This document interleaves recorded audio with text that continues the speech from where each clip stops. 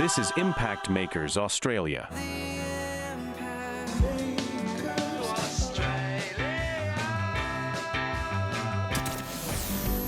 Welcome, everybody, to this week's episode. We really appreciate you joining us. This podcast really shows us how we can all learn, live, and thrive off of each other. Here is your host. All right, legends. Today we've got a real treat for you. Joining me in the studio is the one and only Dr. Bernie Power. How are you going, Bernie? Thank you. It's great to be with you, and greetings to all your listeners. A real pleasure, Bernie. Now let's get into it. You've got a brain the size of a planet. Science, arts, theology, you've ticked all the boxes. But it's your work on the Islamic Hadith that really blows us away. 20 years living and working amongst Muslims in Asia and the Middle East? What countries have you been? So we started off in Pakistan, and then we went to Oman, and then Yemen, and Jordan, and finally Yemen. That's a fact record of the whip for a great number of years. 21 years. 21 years with your family. With our family, yeah. That's amazing. So, you're currently dishing out knowledge at the Melbourne School of Theology, teaching Islamic studies, and you've even penned a couple of books, huh? That's a big deal. Tell you what, give us a rundown on your books. What are they called, and what's the crack with them? Oh, right. Okay. So it's actually two books. I've written 4 books. Right. But the first 2 came from my doctoral thesis on the Hadith, and one was called Engaging Islamic Traditions. Right. And that's how you use the Hadith as a pathway to sharing the gospel or illustrating the gospel for Muslim people.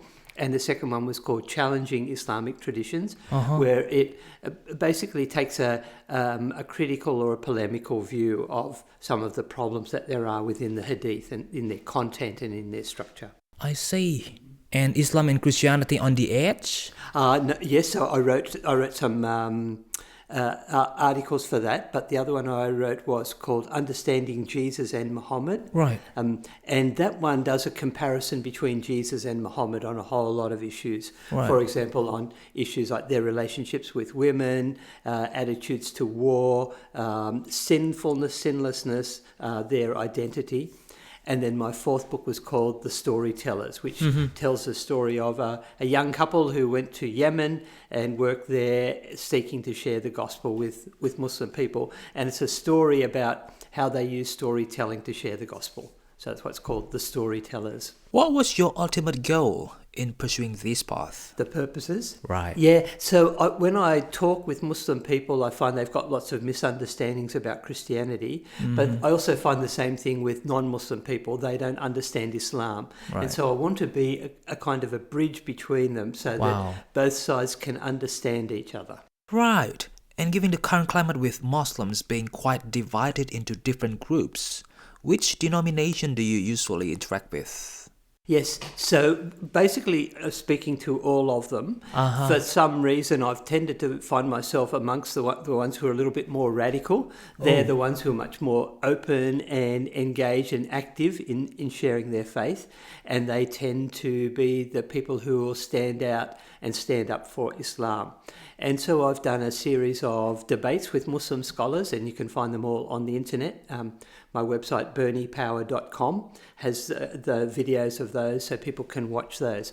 So it's really responding to Islam's challenges to Christianity, and then how do we respond to those as Christians. And what outcomes have you typically observed from your dialogues?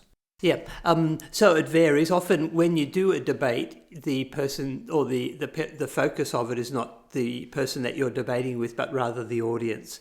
So, like with one of the debates I did with a man called Adnan Rashid, I think it's got 160,000 viewers around the world. Ooh. So that's quite a significant number of people to be able to share with them. We did 2 debates. One was who is Jesus, and the second one was who is Muhammad.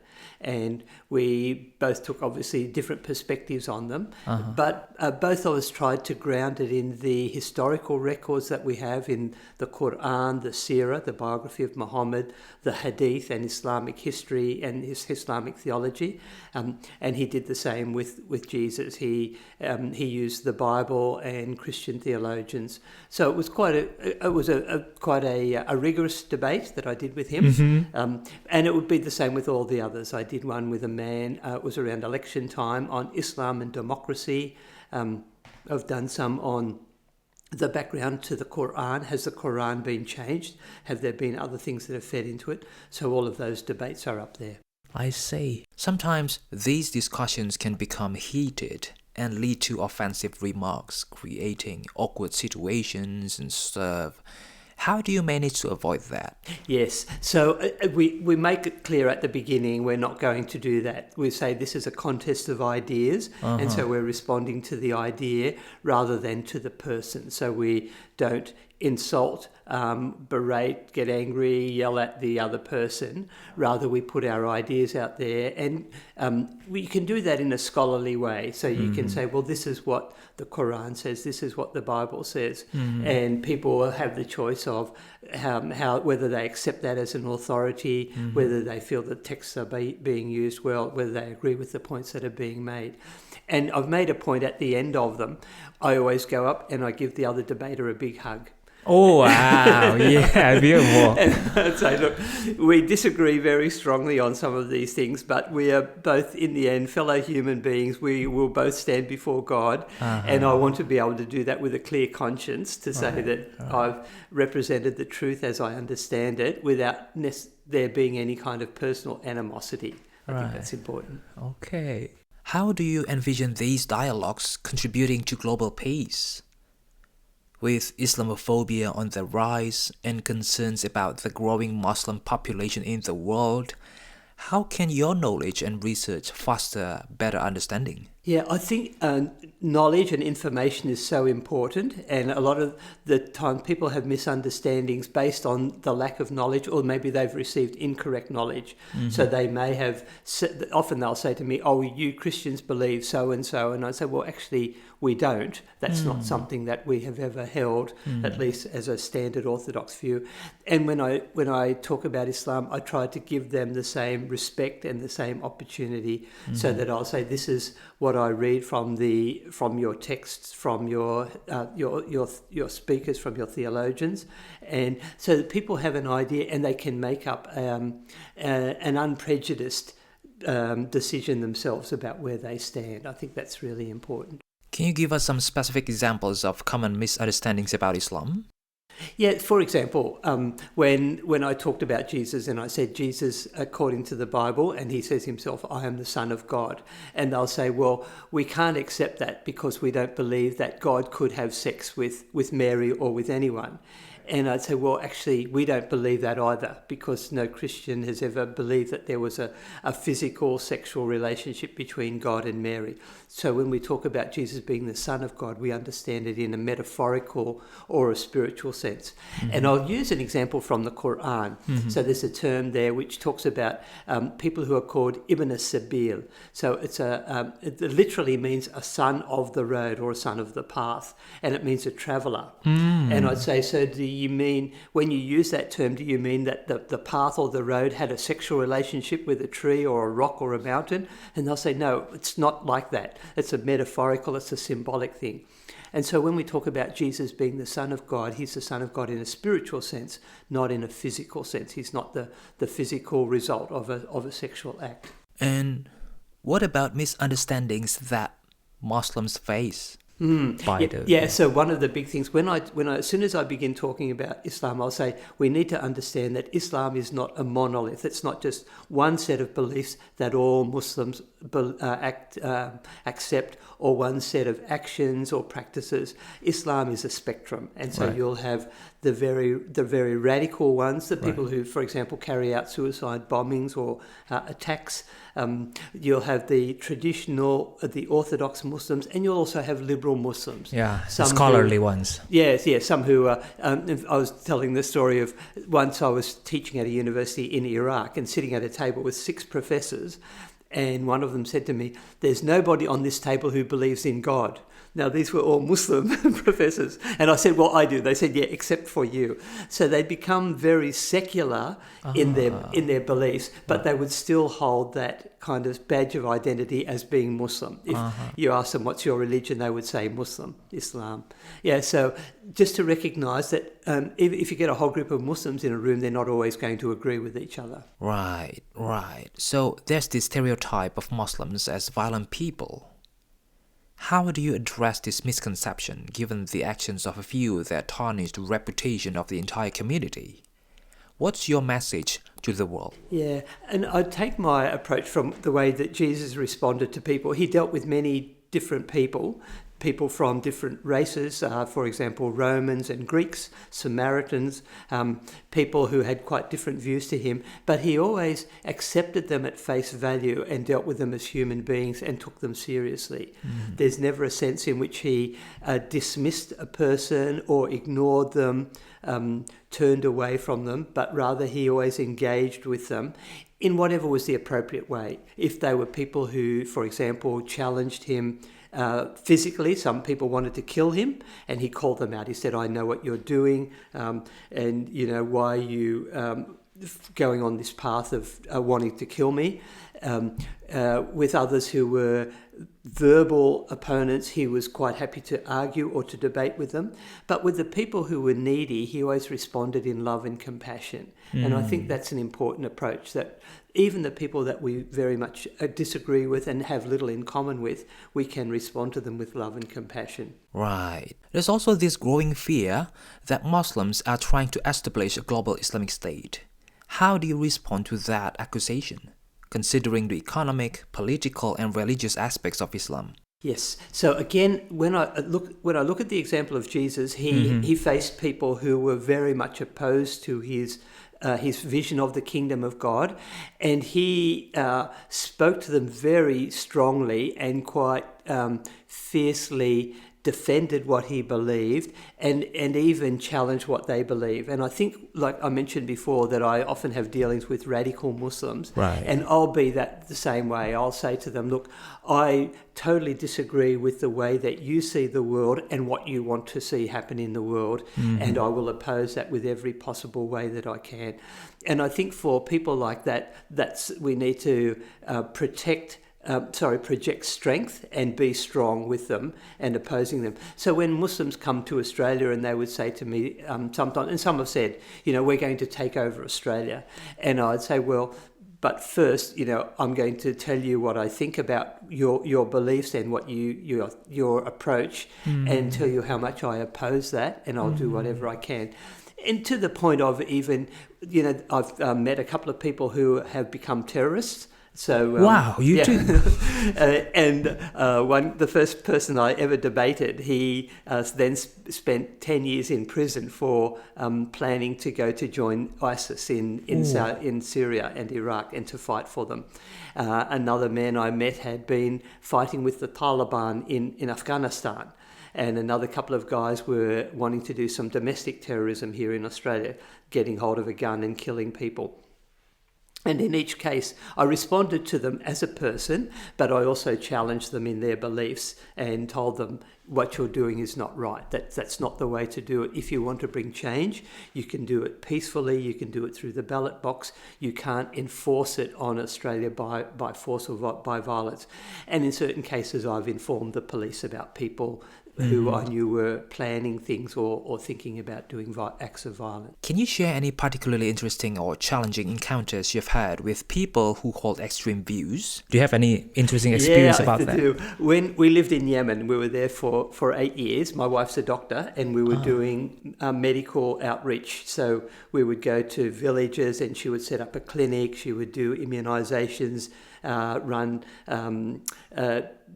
for women who needed, particularly for women, but she'd also treat men who needed medicine and do some health teaching.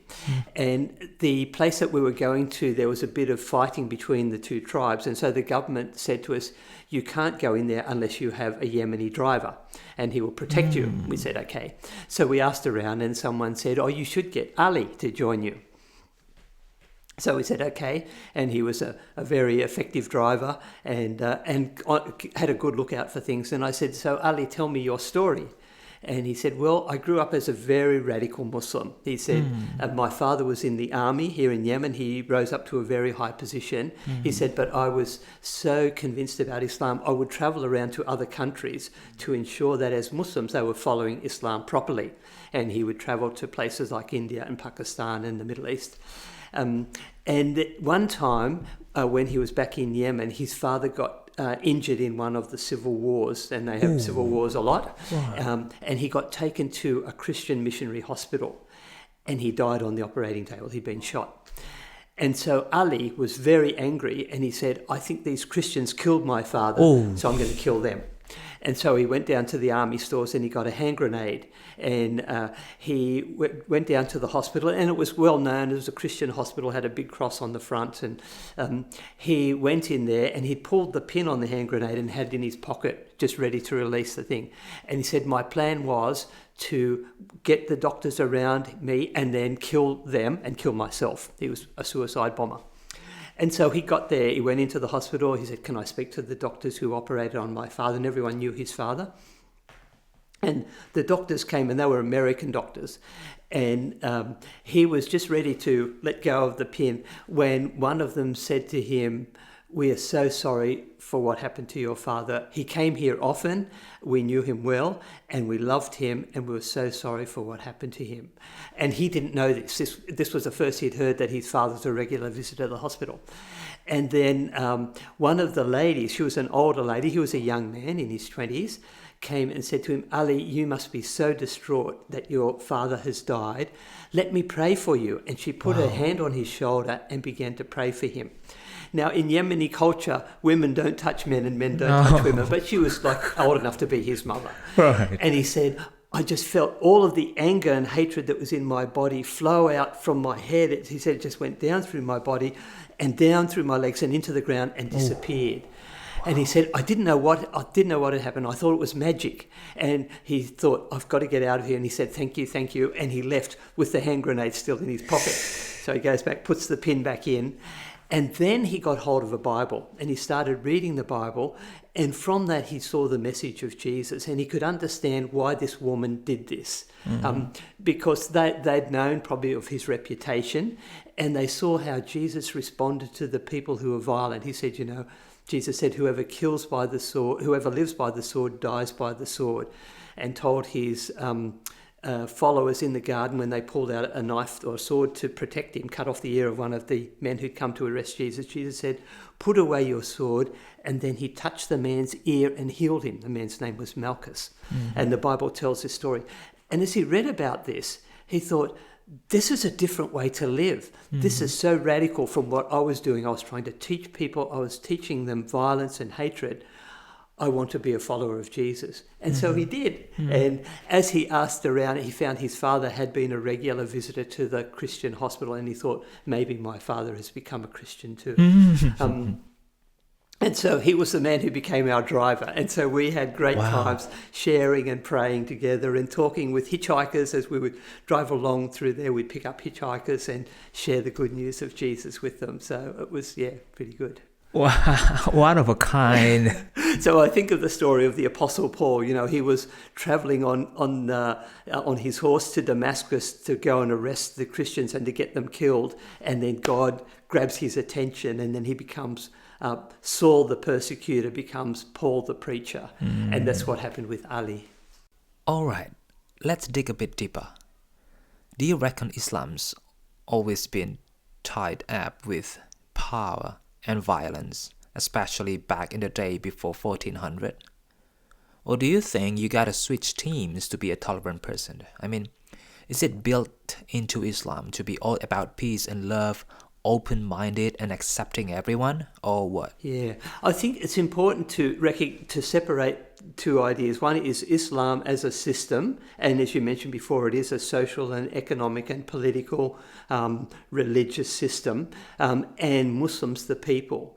And every Muslim is a human being like you and I, and we have at our base the same kind of things. We would like to live in a place which is peaceful, a place where there's prosperity, where we can work, where we can have a family, where we can flourish, all of those things. And that would be that's a normal human need that God has put inside of every person.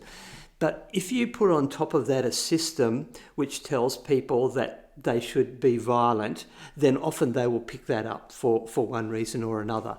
And you asked if I thought Islam had been violent from the beginning. With Muhammad, we saw in Muhammad, the Prophet of Islam, we see two faces. We see in Mecca, he's a peaceful person. He's a preacher. He goes out and tells the people to turn to the one God who is Allah, to put away their idols, and to live holy, righteous lives. But when he moves to Medina, and he's not very successful in Mecca, the people persecuted him, they eventually forced him out with his 200 followers, and he moves to another city, Medina. And here he takes on another persona. He starts receiving revelations from Allah, things like kill the unbelievers wherever you find them. And so his attitude and his actions become more violent and warlike. And so they begin attacking the villages around them, attacking the caravans, then telling people that they needed to convert to Islam and threatening them with death if they didn't, or making them pay a tax. And so we see these two faces of Islam, and Muslims will pick up one of these two faces. For the vast majority, they will be peaceful people. And, I've lived amongst them, and you see them in Indonesia and wherever. Your next door neighbours could be Muslim, and they can be very peaceful people, and they're living out what God wants people to do, to live on the earth and to live good lives. But others will pick up the violent side, and they will become terrorists, they will become suicide bombers, they will become radicals. And I think they can say, well, everything I'm doing is what we saw Muhammad doing in Medina, so we're not actually acting against Islam. So that's the tension that there is within Islam. And when we're dealing with Muslims, I think that's why it's important to separate a Muslim as a person from Islam as a system. Right, I see. So that brings us to today. What's the crack with Islam around the globe these days? We're talking about a post-Christian world in the West, but what about Islam? Where's it at? Yes. Yeah, so I think Islam is going through a bit of a revolution, and again, it's pulling in two different directions. So the countries that we're seeing, the more radical one would be, say, the Taliban in Afghanistan. Iran would be another one. ISIS, of course, in Syria and Iraq. They would represent that. And there would be others who would be on the much more liberal end, and you can go to many Muslim countries where there's a lot of freedom for people. They may have a democratic system, freedom for women. Saudi Arabia, for example, is moving in that direction very quickly. So what are the factors? Do you know any? So I think it's much to do with economics as anything. So when Mohammed bin Salman, who's the crown prince, it was now it would have been his grandfather, who had formed a very kind of radical fundamentalist country, and they have a system which is called Wahhabism. So it was from Ibn Wahhab, and he put down a very fundamentalist form of Islam and impose that on the people. So, for example, women couldn't drive cars. A woman couldn't travel without a male, either her husband or a brother or brother-in-law, a male companion.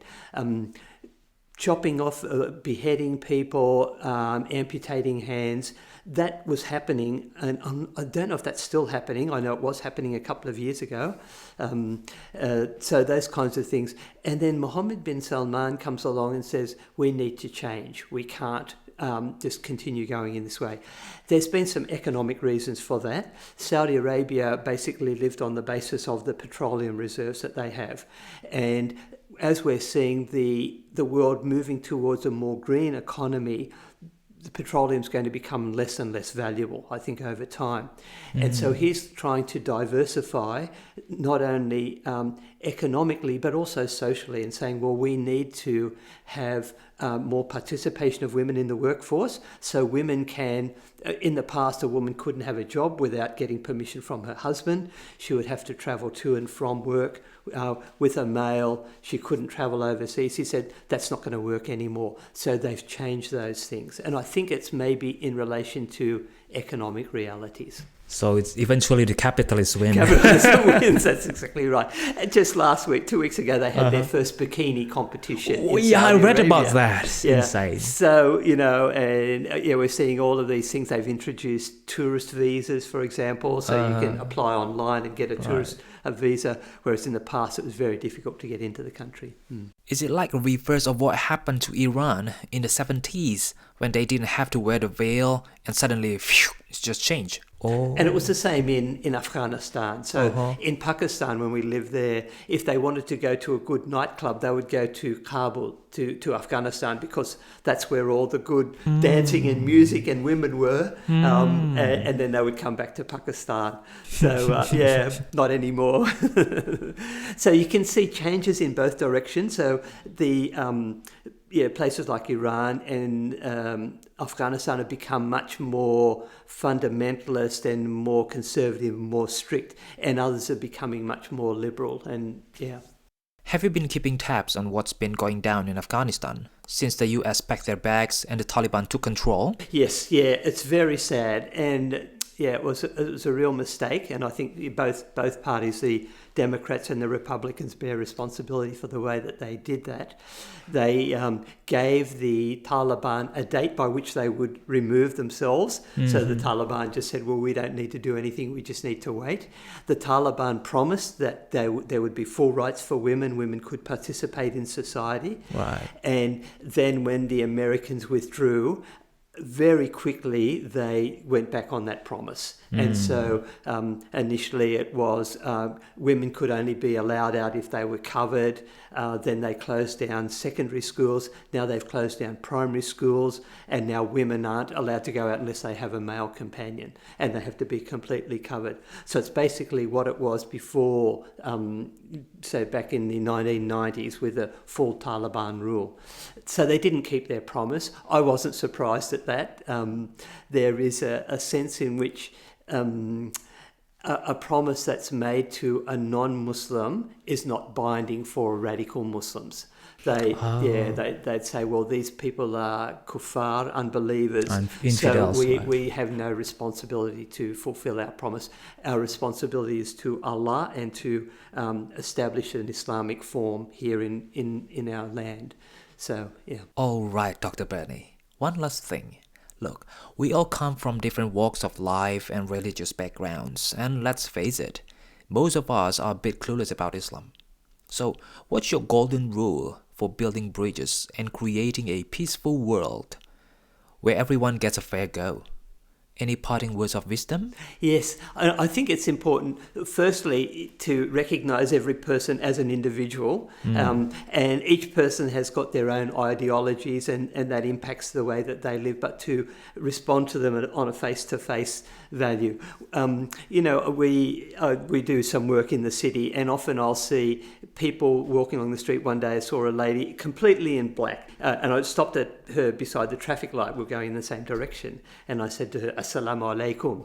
And she said, people don't usually talk to me. And I said, I've lived in the Middle East and whatever, and I hope you don't mind. No, she said, it's great. And she had come from Saudi Arabia, just recently arrived. And I said, what are you doing? She said, I'm doing a PhD at Melbourne University. Ooh. And she said, people often assume when they see me dressed like this that I don't speak English, that I'm ignorant and whatever. And just to respond to her, person to person, I think that's a really powerful thing. Right.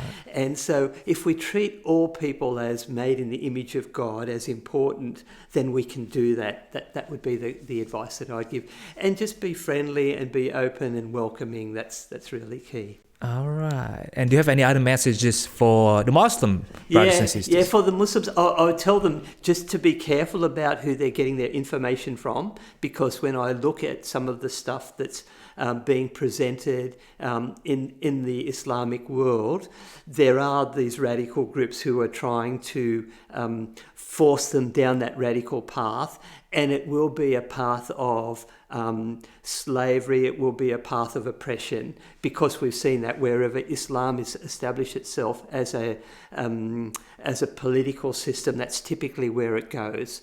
It may not happen straight away, but it will ultimately happen. That will be the push if the radicals are in charge. So within the Muslim community, there really needs to be this very strong discussion about who do we want to be as a people, and to say the things that may have worked in the past, that may have been effective in the past, are not right now, are not good for us now, and we need to put those to the side and find different ways, new ways of being Muslims in the modern world. Wow. Okay, which is how? I think that if you try to separate from the religious aspects of Islam, the political and the military and all of the other aspects there, and even the legal ones. So Muslims living in Australia, they'll often say to me, we have greater rights here than we would have if we were living in a Muslim country. And I'd say, well, do you know why that is? And they'd say, well, because we have democracy, so we can actually have an input into it. But also they would recognise, some of them at least, that there's a strong Christian heritage here. And a lot of the ways that people see each other would be from that perspective that Christ had of recognising people as individuals. So you don't look at the person as belonging to a certain class or a certain ethnicity or whatever, but you respond to them kind of face to face as an individual.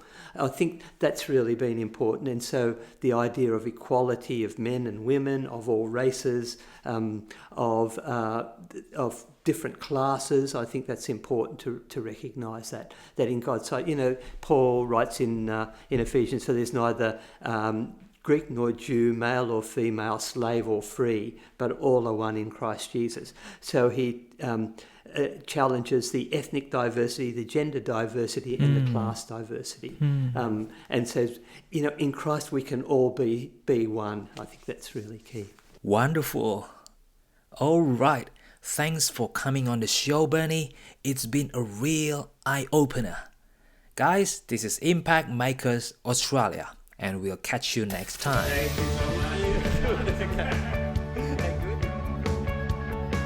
This week's episode has come to an end. But the fun doesn't have to stop here. If you have any questions, suggestions, or feedback, head over right now to Twitter and Facebook and like, share, and get involved. Join us next time.